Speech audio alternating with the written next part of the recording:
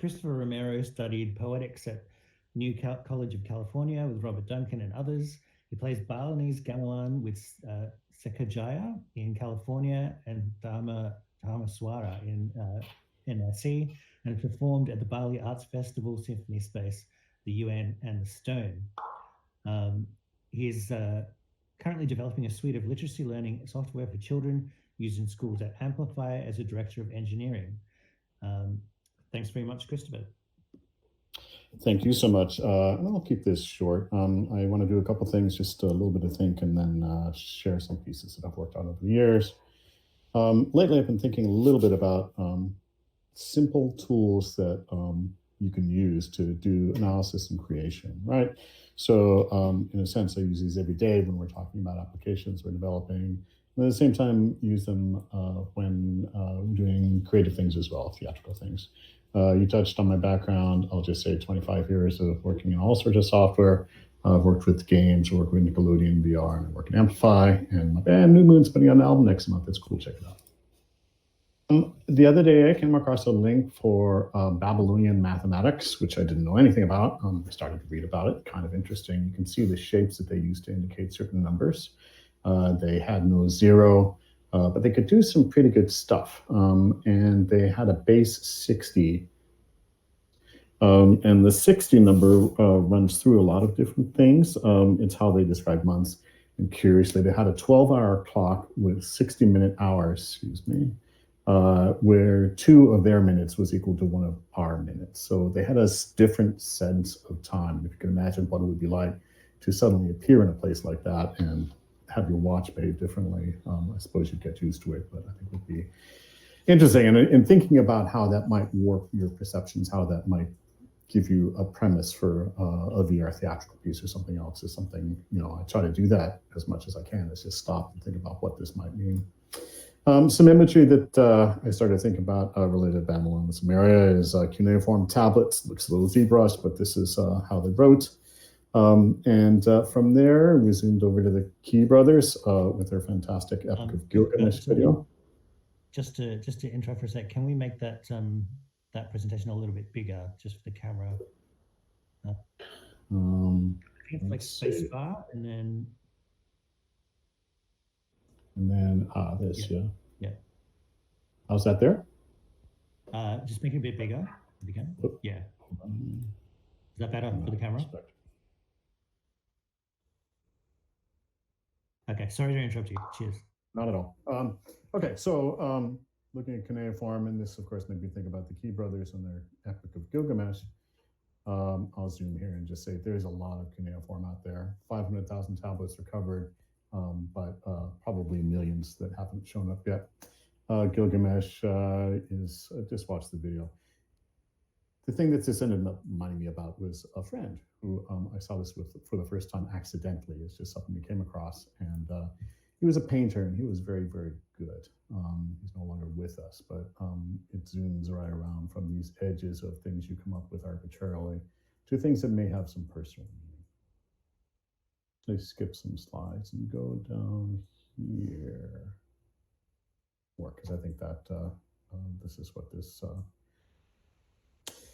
So I want to talk about a piece called Flock VR. I'm not sure if everybody here got a chance to see this. It was at the Festival of Storytelling. It was a collaboration with the mighty David Loebser, who is a fine artist in his own right. It won an award at the 2016 Future of Storytelling Festival. The way it worked was there were 20 people in headsets using an optical tracking system. This was done out of NYU. And these people would enter a magical forest where birds were flying about and insects as well. And they could come up, and by approaching the insects with their mouths, they could gobble up insects and live. So it was a very magical space. And the best part about it was indeed seeing 20 people at the same time in this place. It was interesting to watch from the outside because people would put on feathers and move about in bird-like manners, and certainly great to be on the inside. This is another piece that I did with Mr. Yulo de Duenas, who is a Disney Imagineer. And this worked as follows. The piece is called Curtain with a VR in the middle. And these proscenium arches were fabricated. And you would put on a VR mask and stand in the center with an orange on the carpet there. And you would see here that there are curtains. Is that you would come on, put in the headset, and the curtains would be closed. Then at a given cue, the curtains would open, and then if you moved around and waved and bowed, simulated audience applause would occur. And it also was quite a spectacle to watch somebody inside this. This was at the opening of this, so it was part of the Coil Festival in New York City. So it was interesting because it was participatory, because of course the people who were watching you could clap along as well. While you were in this space, you were looking at something a little bit different. And what you can make out here is an inside of an opera house. It was modeled on La Scala. There are the curtains that you saw. They were drawn back.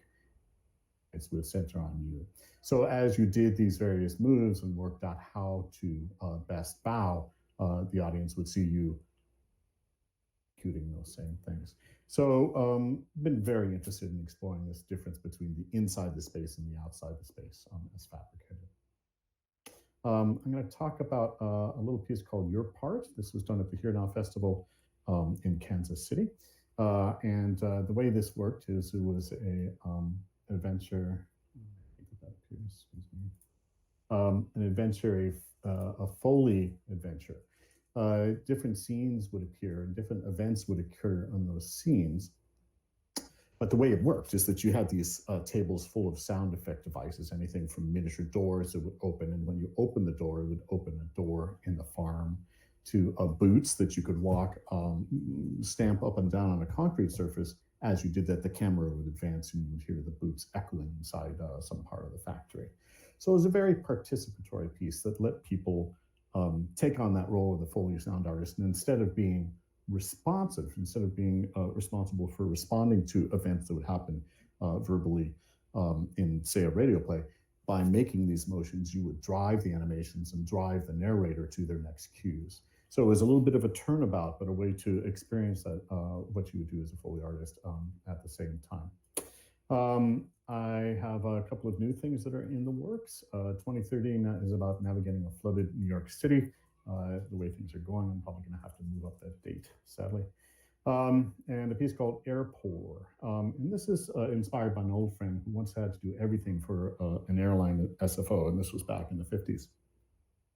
So he would check you in, he would take the luggage, he would put it down the slide that went out to the tarmac, then he would jump on the slide and go out to the tarmac and take the baggage and ensure it was placed properly inside the airplane. And then he would come around and go back to the jetway and escort the passengers up onto the thing. So one can imagine this place, this sort of scene taking place in, at the edges of civilization, say. But the fact that it took place in San Francisco to me is still mind-boggling. So we're just a couple of decades in every direction, and you can find pretty severe changes. So the mode of the game is that you use these aircraft marshalling signals where you hold up your hands or you wave them back and forth. By doing that, you can guide planes into the proper spot in the terminal. The idea is that you start off with very small planes to get them in the right place. If it goes poorly, there might be a plane inside the terminal by mistake. And then you sort of graduate up to the point where you're helping to land comets and asteroids onto planets instead of having them smashed right in. A couple of visuals of things that I'm just starting to work with now, working with photography and of course 3D imagery to do some things for some videos and this and that I thought I'd share. And that's all. I think I'll leave it there because I know we're trying to catch up in terms of time, but I would certainly take any questions if you have any. Thank you so much, Christopher. That's like a really broad range of work as well. So maybe we can give the Twitch a bit of time to gather some questions.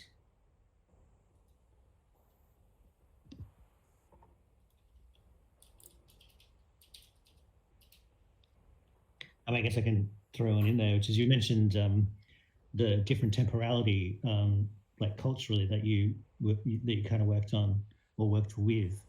Did that cause any kind of like issues with that kind of like with bringing it into the digital space and the way that you try to represent that kind of understanding of time? I think it's, at a certain point, there's all of these pre-existing libraries, if you will, for anything from speech handling to time management to all these things. And a lot of software is built on top of those things. But what you can do topically in game engines is you can kind of tear that down. You can build a whole other structure inside that can move time in manners that's most interesting to you. I should note that as a Balinese Gamelan player in particular, they indeed have a different sense of timing and the way cycles work. It's very non-grid-like. It's very cyclical with ups and downs in terms of not only the melody and the drama behind the melody, but in terms of the tempo. And there are squeezes and squashes of tempo that occur in that context as well. So yes, mapping that to technology can be damn challenging. You really have to step away and build from scratch frequently to make those sort of constructs appear in the way you intend. Great, thank you. Do we have any questions from the chat at all? Baby Castles folks? It doesn't look like there are any Twitch chat questions coming in.